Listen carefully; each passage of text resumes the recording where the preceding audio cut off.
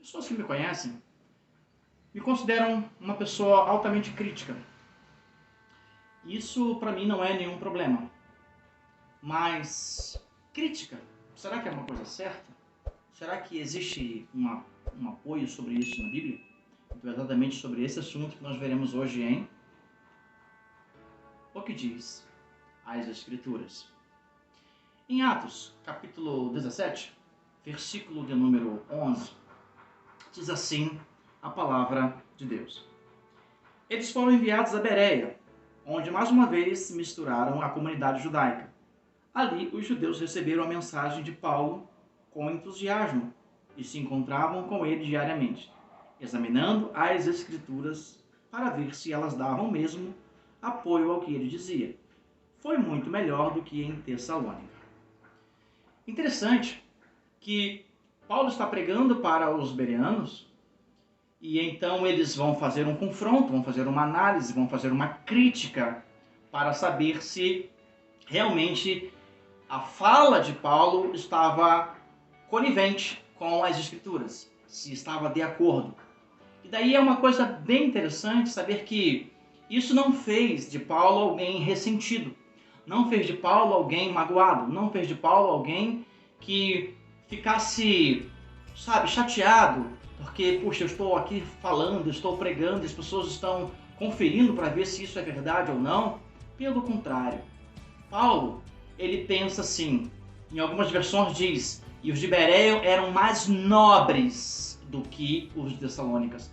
Isso significa dizer que Paulo se sentiu feliz, não por ter sido confrontado, mas porque as pessoas estavam em busca de uma verdade, em busca daquilo que realmente era real.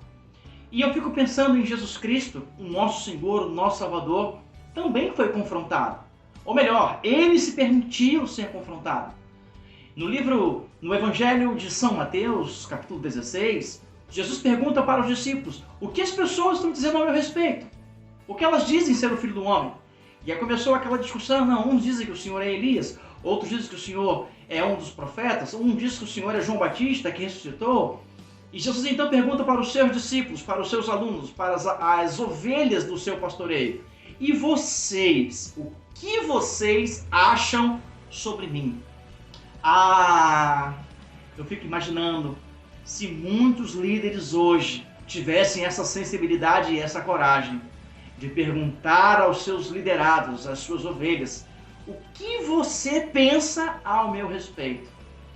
Nós teríamos pessoas completamente derrubadas, pessoas completamente lançadas ao chão. Sabe por quê? Porque iriam se deparar com uma realidade que elas não conseguem enxergar, mas que os outros enxergam. Uma realidade imperfeita, incapaz dentro de si próprio, que o outro que está à nossa volta, que está à nossa frente, ele enxerga, ele consegue ver. O outro consegue saber se nós temos mau hálito ou não. O outro consegue saber se nós estamos exalando um bom cheiro ou não. Porque nós temos uma micro e uma macro adaptação. Logo, nós conseguimos nos acostumar com o nosso hálito, com o nosso odor, com o nosso cheiro, e aquilo não nos incomoda, mas quem está à nossa volta, sim. Eles vão dizer se é agradável ou não.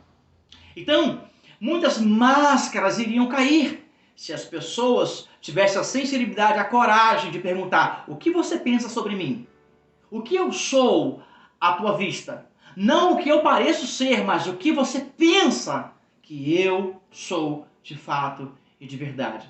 Então, isto é algo muito sensível, muito importante.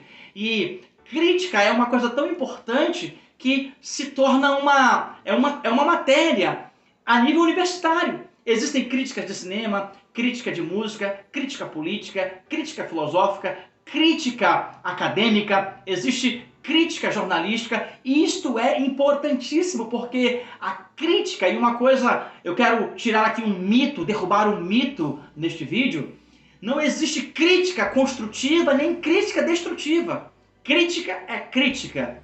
Se será construtivo ou destrutivo, isso vai depender da maneira como nós recebemos a crítica. Isso depende muito mais de nós, do nosso estado emocional, do que propriamente dito daquilo que vem do externo para nós mesmos.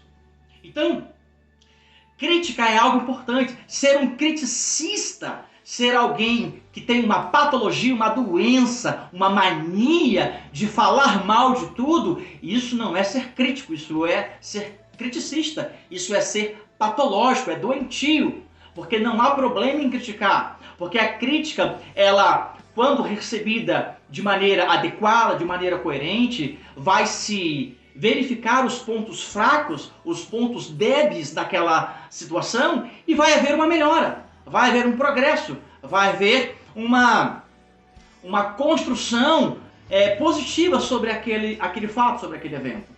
Ok? Então isso é muito importante. E daí é que vem algo a se pensar.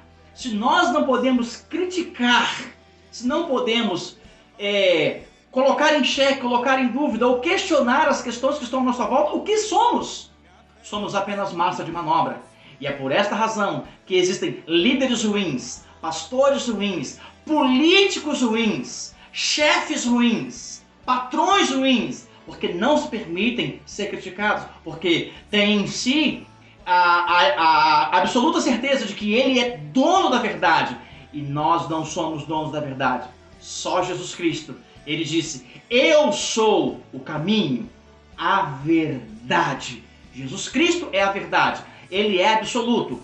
Ele é pleno.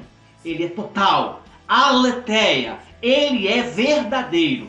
Então, que em nome de Jesus venhamos entender que criticar e receber críticas é algo altamente comum, normal e benéfico para as nossas vidas. Que sejamos pessoas bem avalistas, que sejamos pessoas bem conosco mesmos, para avaliar o que recebemos, o que falamos, o que transmitimos, para, enfim, alcançarmos a excelência desejada, pretendida. Que Deus nos ajude, que Deus nos abençoe. Um forte abraço e um beijo em seu coração.